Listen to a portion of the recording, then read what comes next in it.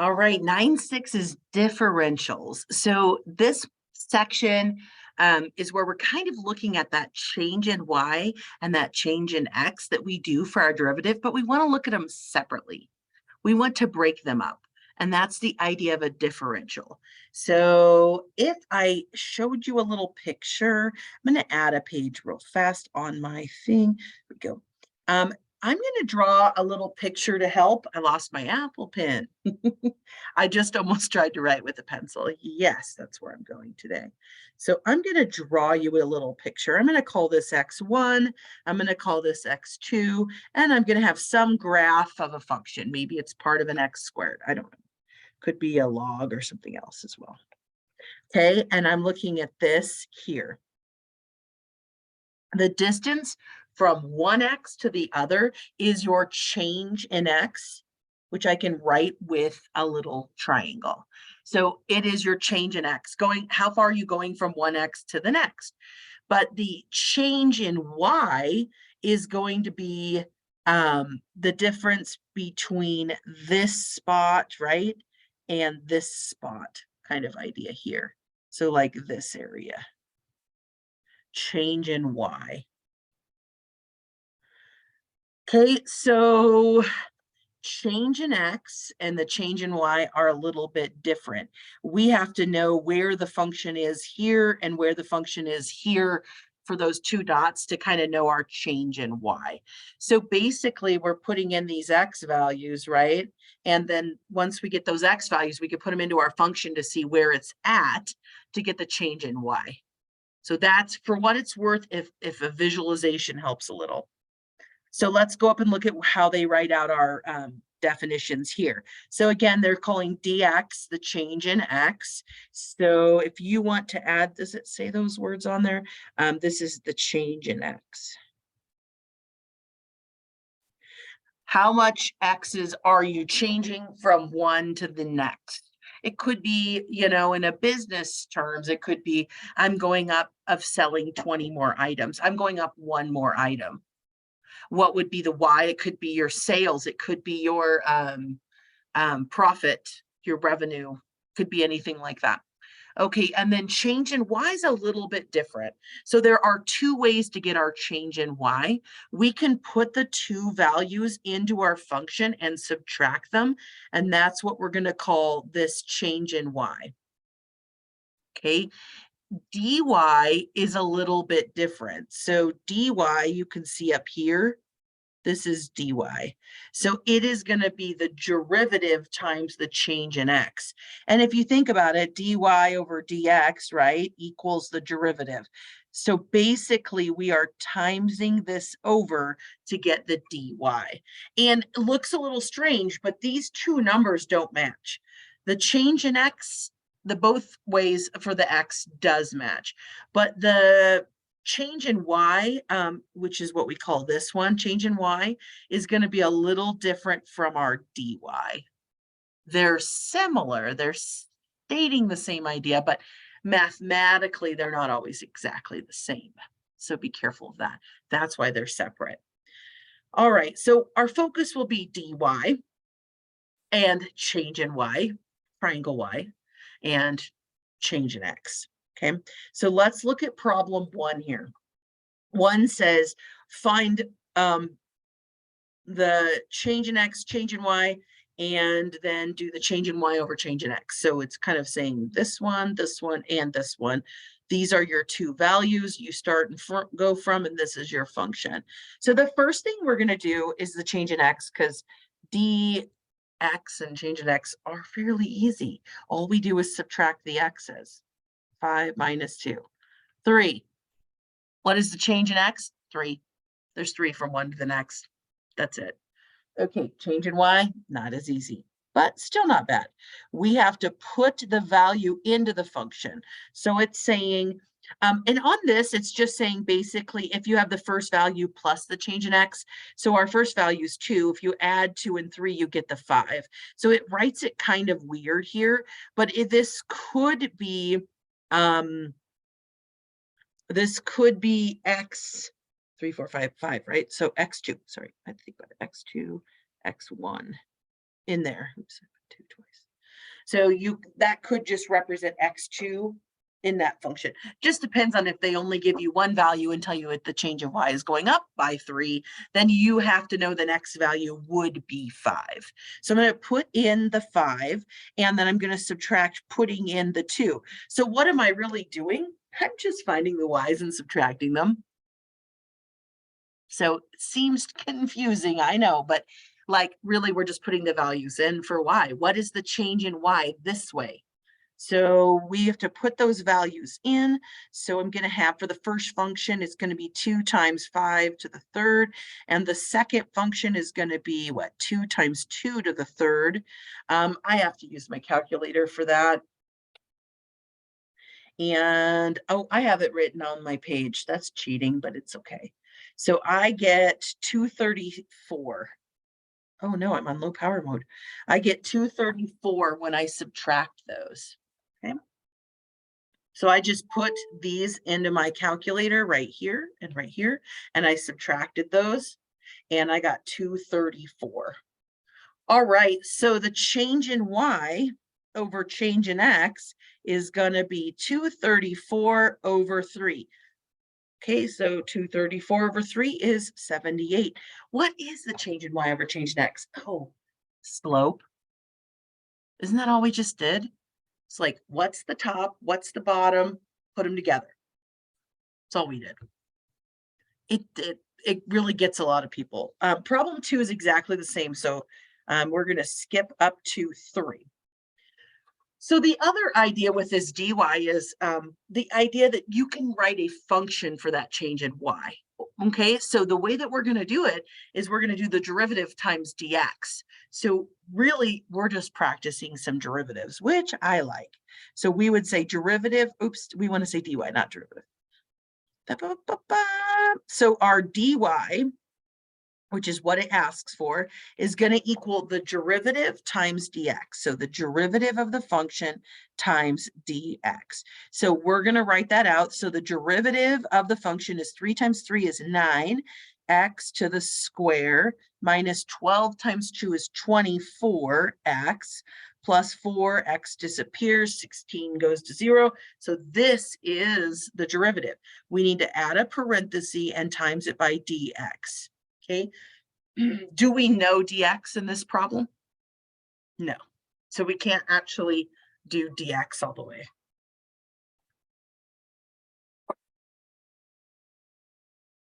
Okay, so this is a big idea in your homework. So it makes you work on the derivatives, right? And then all you do is have to remember to write the dx. So parenthesis around your full derivative dx. So this one's the same thing, but I can't use my cool shortcut rule when I have something times by that. So I have to simplify this y so that I can do my cool shortcut. So 7 times x to the third is 7x to the third plus, when I times x to the fourth and the x to the third, it becomes x to the seventh. We add those over 9. So this is my y. It's broke up. I can easily do the derivative now. So when I go to do dy, the derivative will be 7 times 3. That's going to be 21x squared plus, that 9 doesn't have an x. So 7 comes out front and it makes 7/9. So 7/9 is that fraction. X to the 6, keep the x either on the side or with the 7. The x is staying in the numerator. And then we put a parenthesis and we say times dx. And you just type in literally dx into your into the homework. Okay, 5 is a little bit different. We're looking for change in y and dy. And we're actually going to do the numbers. Doesn't it want both? Okay, so let's start with our dy in terms of our function, right? Like, what's the formula for dy? So it's going to be the derivative times dx. So the derivative, the 36 goes away. 2 times 5 is negative 10x plus 6x squared, right? This is 3 times 2 minus 1. And then this whole thing times dx. That's the actual function there. Now we do know dx. We were given it. Change in x dx is 0.1, okay? And we're also given the x is 4. So if I did the dy fully out, I could put the values in. I don't think I did that on my paper. Given this is defined dy. This is dy, but I want to actually put in the values it gave me. So let's try that. I'll just do it on my calculator. It's not a big deal. So the x value given is 4. So we'd have 4 plus 6, and then it would be 4 squared. And then what are we timesing it by is 0.1. Maybe I should have a 0 there just so it looks a little better. Still doesn't look very good. So we're going to times it by 0.1, right? That's our change in x. All I did is put the values in. So I'm going to put that in my calculator. I'm going to say -10 times 4 plus 6 times 16, 4 squared, into my parentheses, that entire thing times 0.1, and I got 5.6. So the dy is 5.6. Okay, now let's find the change in y. Okay, change in y is putting the values into your function. So the first one would be the 4 plus the 0.1, right? Because we have to get that second value, that x2, right? What is it going up by? It's going up by 0.1. So the next value is 4.1. And then we're going to subtract off the value of the original, which is 4. So we could think of it as x1 is 4, x2 is going to be 4 plus the 0.1, which is 4.1. We have to put both of those into our original function. I'm going to cheat and just tell you it. So the function at 4.1, according to my notes, is 89.792. I put that into the original, right? That into the original. That's what I got. And then I put in the 4 into the original function, and I got 84. Okay, so we would subtract these two answers. We're just basically getting our two y's to see that length. So I subtract those, and I get the change in y is about 5.793. Are these numbers close to each other? Yes. Are they exact? No, they're not. So a derivative and our change in y, just two different ways to find that, and they are a little bit different. But they're really close. They should always be similar. Change in x stays the same, which is cool. That's the part that's probably a little bit confusing. Okay, so let's look at some where they try to make this related to business. Again, the last section will really help us kind of formulate why we're learning this. A company is going to sell N units of product after they spend X thousands of dollars in advertising by the following function. Approximate what increase in sales will result by increasing the advertising budget from 15,000 to 17,000, and then the other one. Okay. Let's think about, this is first in thousands up here. That's important because then they give us these numbers in thousands when really we want to use 15, 17, 25, and 27 because our formula is in thousands. So I think that's a little tricky. And when I first did it, I did it wrong. So I want to bring that up to you right away.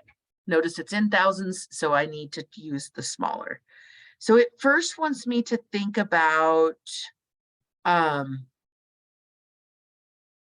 or it keeps my iPad wants to die.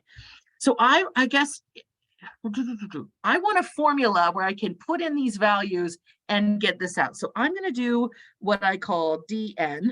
I don't remember where I got the DN from. Change in y is n. That's where I got that from. Okay, and then I'm going to do the derivative of the n function times the change in x. So the derivative of that function is 120, x goes away, minus 2x, and then I'm going to times that by the change in x. That is my function. So my change in x for the first example, so I'm going to call this part A, right, for this one, part A, and I'll call this part B. So for A, our change in X is going from 17 to 15. So we're going up by 2. Okay. And this is equal to our change in X or dx. So we're going up by 2. When I put these values in, I always put the x1 into my function. Not what we've gone up by, but my original. So I can put this all into this function I came up to with 120 minus 2 times 15, because 15 is my first one, and I have to times it by 2, because that's what I'm going up by. And I get that the value is equal to 180,000. So increasing advertisement from 15 to 17,000 will result in 180 whatever units we have going for this idea. Okay, so for the next one, part B, we'll call it B, we're going from 25 to 27. So our change in X, our dx, is going to be 5, 6, 7, still 2,000. It didn't change. But we can use that same idea. We're going to do our dn, but this time we have our 120 minus 2 times what value do I put in for my starting X? 25,000 or 25 because it's in thousand. And then times it by the 2 out here. So calculate this out and I get 140. So why would this be less units, right? So this is, if I'm going from 25,000 in advertising to 27,000 in advertising, I'm only selling 140 units. Why did it go up more when I went from 15,000 to $17,000 in advertising, but not when I spent even more? There's a level when you have advertised too much and the demand for your item is not going to keep going for your advertising. Okay, if we advertise not at all, our demand is going to stay low. We have to advertise to get that demand up, but at some point it's going to drop off and people aren't going to buy even if you're spending more money on advertising. That's the idea there. Whoosh kaboosh. Okay. Number 7, I think this is our last one. It's a funky function, so I want to do this one for sure. So how can I rewrite this function so that it is something prettier? I want to move up the x, and it's going to be a 1/2, and it's going to be a negative 1/2. 1/2 is the square root, negative brings it up. Okay, so that happens to represent the average pulse rate. Y in beats per minute for a healthy person, X inches tall is approximated by this. I think this is actually true.